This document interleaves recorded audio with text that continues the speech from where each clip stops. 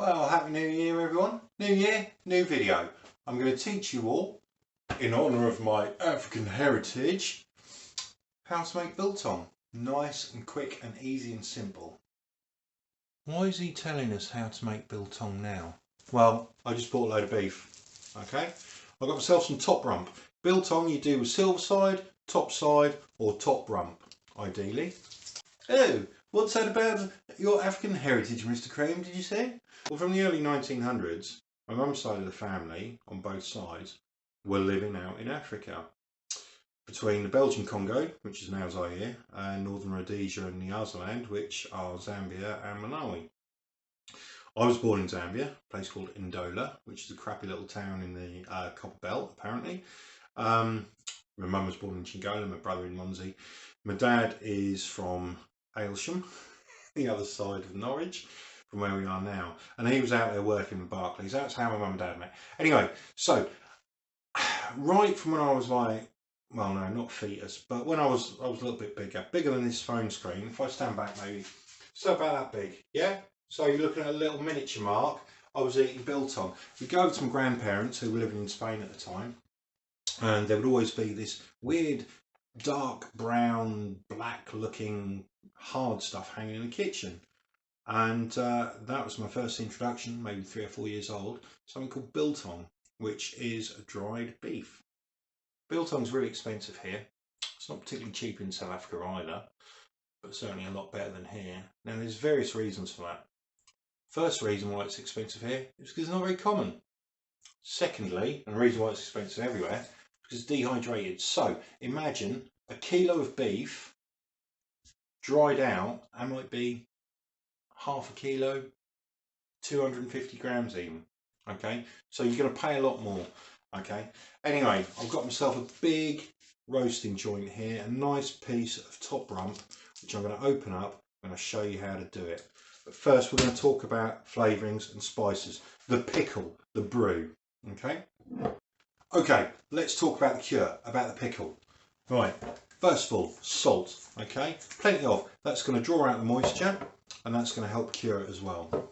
Vinegar. I'm using apple cider vinegar. You can use malt vinegar.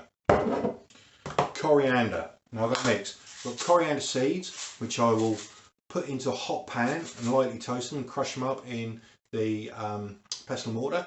And I've got some powdered coriander as well. Okay, I'll put them in. That's your 3 main ingredients for the cure. Okay, I'm also going to add a little bit of powdered clove.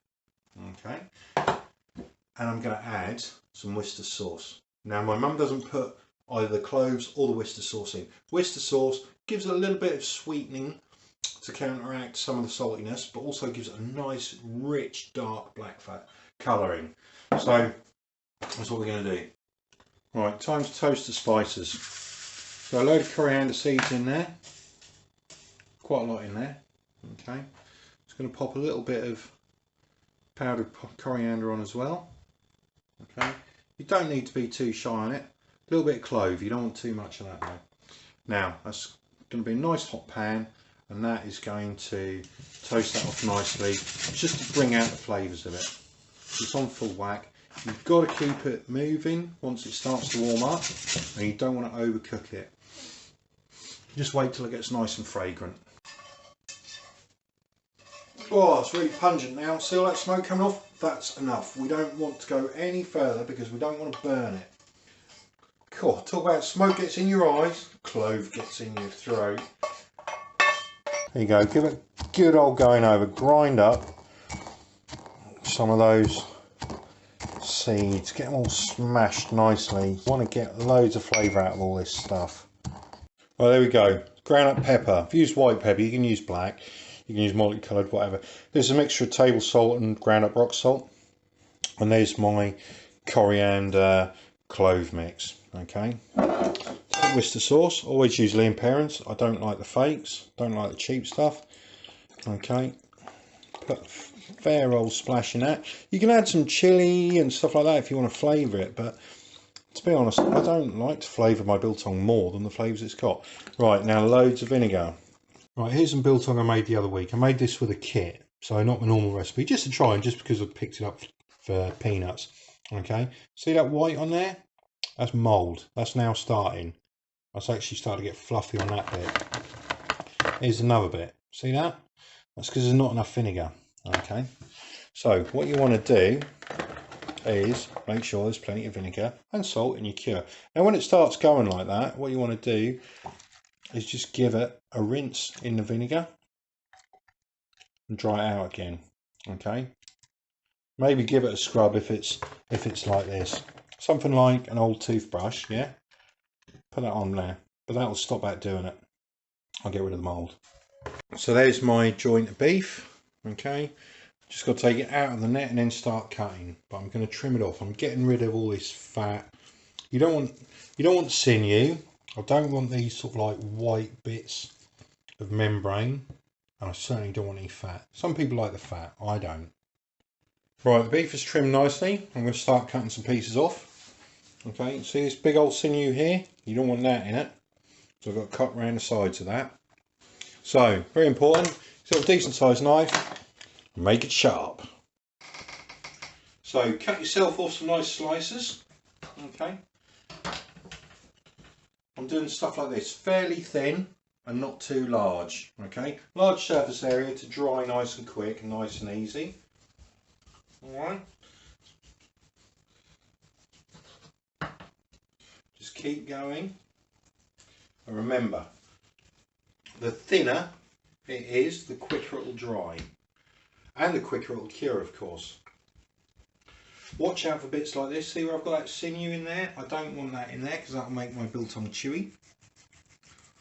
I don't need massive pieces because I'd only cut them up into smaller pieces to eat them anyway.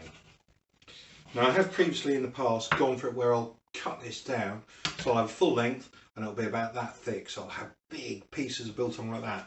It's very nice, okay, however it's just not necessary, and it means that by the time it's all cured and dried I've eaten half of it wet because I just can't resist. That's all you need to do. And then if you've got a bit like this, see this bit here? That's now got to be trimmed. So I've come on to that sinewy bit in the middle there. So we're going to take that out. We don't want that. That's why you need a sharp knife. And go, just pull it up. You should be able to tease the blade of the knife behind it to some degree. Okay. So we've got nice lean bits. Now, once you're happy that you've got enough of them, just pop them in your cure. I'm going to do some more, but this will at least demonstrate to you what I'm talking about. And then just mix them through, make sure everything's coated so that you've got the mixed in salt and the mixed in coriander, mixed in clove and all that in there, all coating it nicely. There we go. That's just going to stay in that mix for a day or two to cure. Let all the salt and vinegar and flavour get into the beef. There we go, the next stage. So it's now tomorrow. Look how my meat has cured. Okay, it's gone nice and brown. So what I'm going to do initially is I'm just going to bung it onto this sort of cooling rack in the sink, over the sink. Drop off some of the cure, not the band. Okay, we're going to get a little bit drier, ready to start drying it properly. Right, so strip the bulk off. Now it's a case of putting the hooks on. Right, just some normal meat hooks. You can just use a bit of wire. That's what my mum uses. I just bought these because you can get them off Amazon. So you just get your meat, you sling your hook through it. Okay, I'm struggling. There we go. And they're now ready to hang up. Don't worry if your hooks go rusty. They're steel. You're leaving this stuff out in the open air for days on end anyway, so it doesn't really matter. It's not going to hurt you. There we go. We're all hooked up. Bit of a bonus today. As you can see, it's quite windy. It's also dry. It's cold, but that's fine. These are going to go on the washing line. So there we go. You can see how it's all starting to drip off. That's hanging down.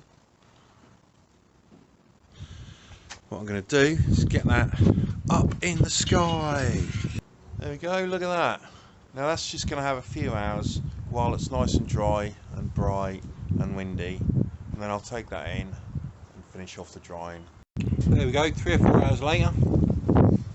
It's taking the edge off, I guess. Let's have a look. Yeah, that's alright. Now for the final stage. So here we go, final stage. It's nice and easy like this. Just leave it on the radiator. I don't have my radiators on too hot because I don't have my house too hot. So it's not going to cook them, it's just going to dry them slowly. It's going to take a couple of days to probably do them. Obviously you want to have a floor that you can sweep up. All those bits of coriander, for example, and wipe that down afterwards. But that is just about there. Here we go, 24 hours later. I did move them to this radiator because it's a bit hotter, and it's a bit hotter. And there's your biltong. Now this is really dry, this biltong. And there we go. So it's off the radiator, off the hooks, and ready for me to start scoffing. Put it in a plastic tub like this. That'll even out what's still got some moisture in and what hasn't. So here we go. How is it? Lovely.